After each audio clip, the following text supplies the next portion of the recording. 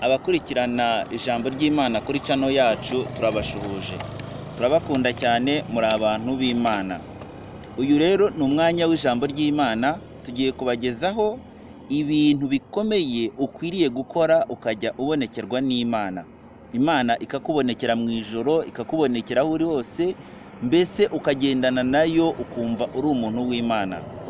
Icyambere, nimugoroba ugiye kuryama ugomba gufata iminota 10 nta muntu muri kumwe, ukitekerezaho ukareba amakosa wakoze umunsi wose. Warangiza ugapfukama ugasaba Imana imbabazi mu isengesho. Icyo ni icyambere tugomba gukora. Icya kabiri, ugomba kwisuzuma mu mutima wawe ukareba ko nta bantu mufitanye ibibazo, hanyuma mugakemura ibibazo byanyu. Abo wagiriye nabi ukabasaba imbabazi, abakugiriye nabi ukabababarira. Si ngombwa ko bagusaba imbabazi, wowe ugomba kubababarira gusa. Niyo baba barakwiciye ukabyirengagiza, ntukwiye gushakisha guhora, kuko guhora ni ukw'Imana. Icya gatatu, ugomba kwishyura imyenda yose wagurijwe, kandi abo wagurije ntugomba kubishyuza ku gitugu. Niyo bakwambura ugomba kubababarira iyo myenda yose bakurimo. Icya kane, ugomba kwirinda ivangura iryo ari ryo ryose. Ntukavangura abantu kubera amadini, amoko, amashyaka, ibitsina byabo, imitungo cyangwa amafaranga bafite. Ugomba gufata abantu bose kimwe imbere yawe bakareshya. Icya gatanu, ugomba gufasha abantu bakennye, ukagira urukundo, ugasura abarwayi, abari mu nzu z'imbohe, kandi ukabasengera. Ntugomba kubacira urubanza rubi kubera ibyaha byabo. Icya gatandatu, ugomba kwirinda amagambo y'amatiku, ahubwo akanwa kawe kakavuza impanda, ukangurira benshi kuva mu byaha, bitegura akaga kari imbere, maze bakazabona ubugingo buhoraho. Uzaba ukoze umurimo mwiza kandi umurimo w'Imana.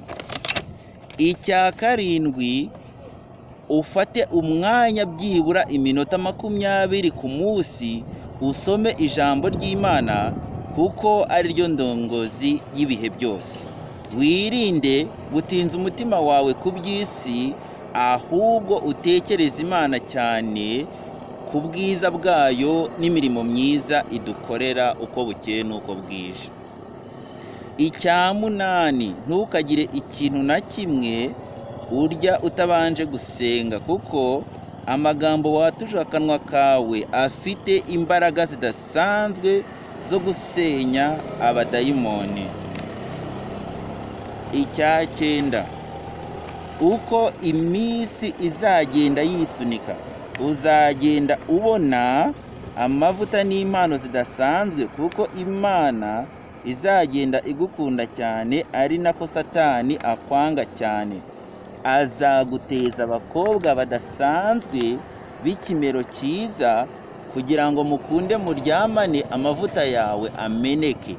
Niba uri umukobwa, azaguteza abagabo b'amafaranga b'ibigango, kugira ngo bakunde bakumenera amavuta. Uramenye uzarwane nabyo kugeza ubitsinze.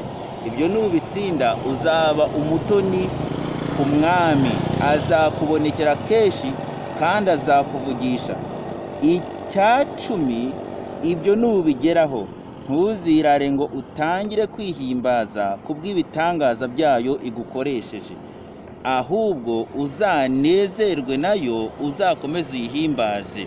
Iyi video nyikoreye ku muhanda kugira ngo urebe yuko nubwo uharanira kubonekerwa, ugomba kumenya ko turi mu isi y'ibyiruka kandi munsi y'ibishuko.